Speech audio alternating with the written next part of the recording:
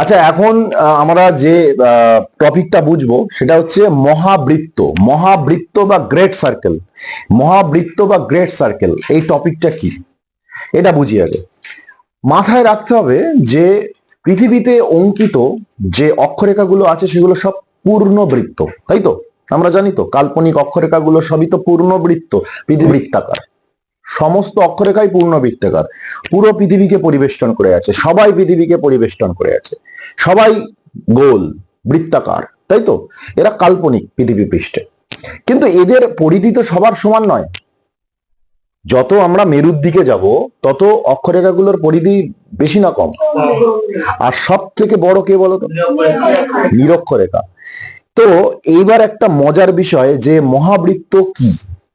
পৃথিবী পৃষ্ঠে অঙ্কিত যে বৃত্তটি পৃথিবীকে সমান দুই ভাগে ভাগ করে, ব্যাপারটা বোঝা গেছে? পৃথিবী পৃষ্ঠে অঙ্কিত যে বৃত্তটি পৃথিবীকে সমান দুই ভাগে ভাগ করে এবং যে বৃত্তের কেন্দ্র পৃথিবীর কেন্দ্র একই বিন্দু, তাকে বলা হয় মহাবৃত্ত। তাহলে একটা বৃত্তের কেন্দ্র থাকে তো, তাহলে যে বৃত্তের কেন্দ্র আর পৃথিবীর কেন্দ্র একই বিন্দু এবং যে পৃথিবীকে সমান দুটি ভাগে ভাগ করে তাকে কি বলা হয়?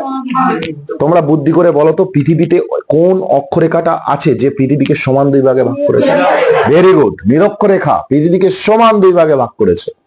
এবার মজার জিনিস হচ্ছে, তাহলে নিরক্ষরেখার যে কেন্দ্র সে তো একটা বৃত্ত, নিরক্ষরেখা তো একটা বৃত্ত, আর পৃথিবীর কেন্দ্র, পৃথিবী একটা বৃত্ত, পৃথিবীর একটা কেন্দ্র আছে, আছে তো?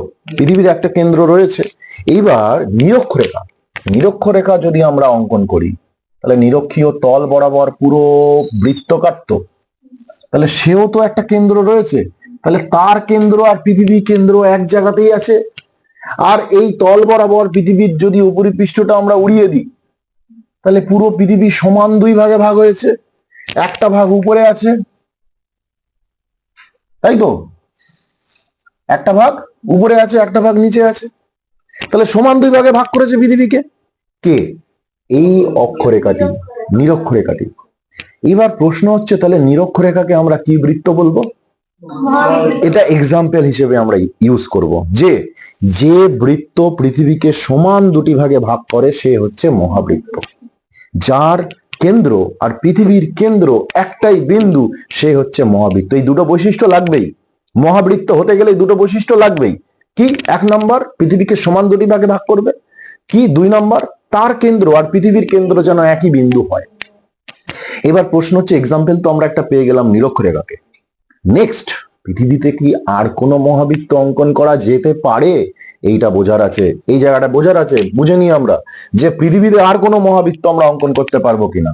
দেখো একটা বিষয়, সেটা হচ্ছে যে পৃথিবীর মাঝ বরাবর একটা দ্রাঘিমা রেখা আছে যার নাম হচ্ছে মূল মধ্যরেখা। এর মান হচ্ছে 0 ডিগ্রি, তাই তো? এবার একটা জিনিস দেখো, এই মূল মধ্যরেখা থেকে আমরা পুরো 180 ডিগ্রি ঘুরছি, এখান থেকে নিয়ে পুরো ঘুরে যাচ্ছি। ঘুরে গেলে তাহলে এর অপোজিটে আরো একটা দ্রাঘিমা রেখাকে আমরা পাবো, পাবো না? দ্রাঘিমা রেখা তো এমনিতে অর্ধবৃত্তাকার। দ্রাঘিমা রেখা অর্ধবৃত্তাকার না পূর্ণবৃত্তাকার? অর্ধবৃত্তাকার। তাহলে মূল মধ্যরেখার অপোজিটে আরো একটা দ্রাঘিমা রেখাকে আমরা পাবো। তোমরা জানো এই দ্রাঘিমা রেখাটার নাম কি?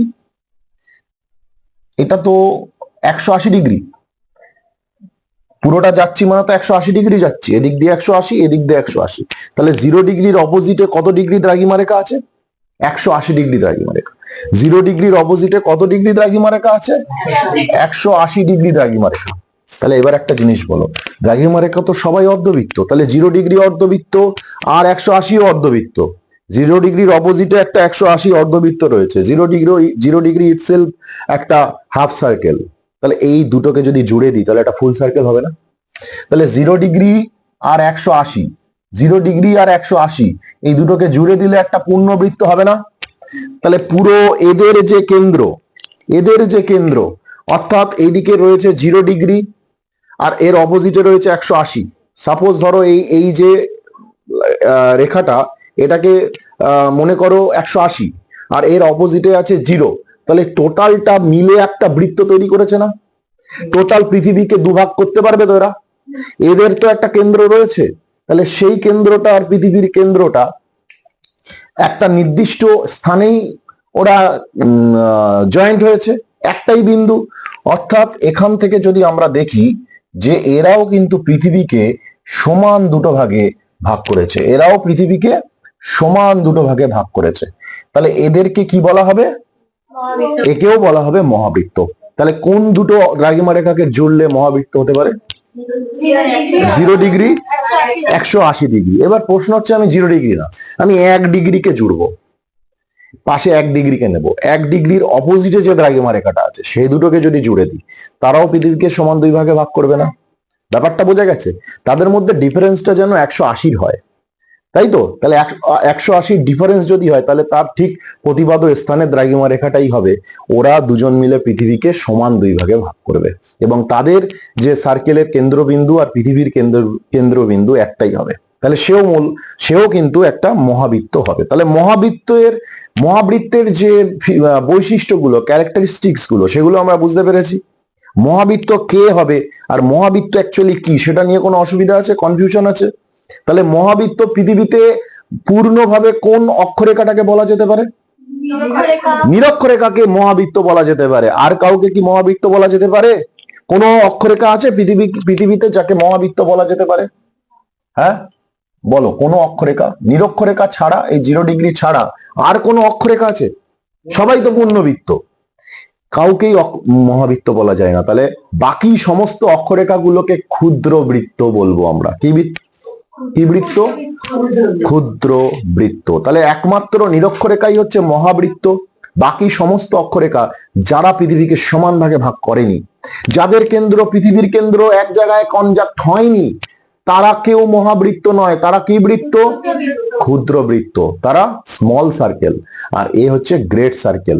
এবার প্রশ্ন হচ্ছে জিওগ্রাফিক্যাল ইম্পর্টেন্সটা কি রয়েছে, এর গুরুত্বটা কি, কেন মহাবৃত্ত পড়বো আমরা মহাবৃত্তটা কেন পড়বো, আমাদের মহাবৃত্তটা জানা প্রয়োজন কেন, এর জিওগ্রাফিক্যাল ইম্পর্টেন্স কি রয়েছে, এটা আমাদেরকে বুঝতে হবে। অবশ্যই এর গুরুত্ব রয়েছে।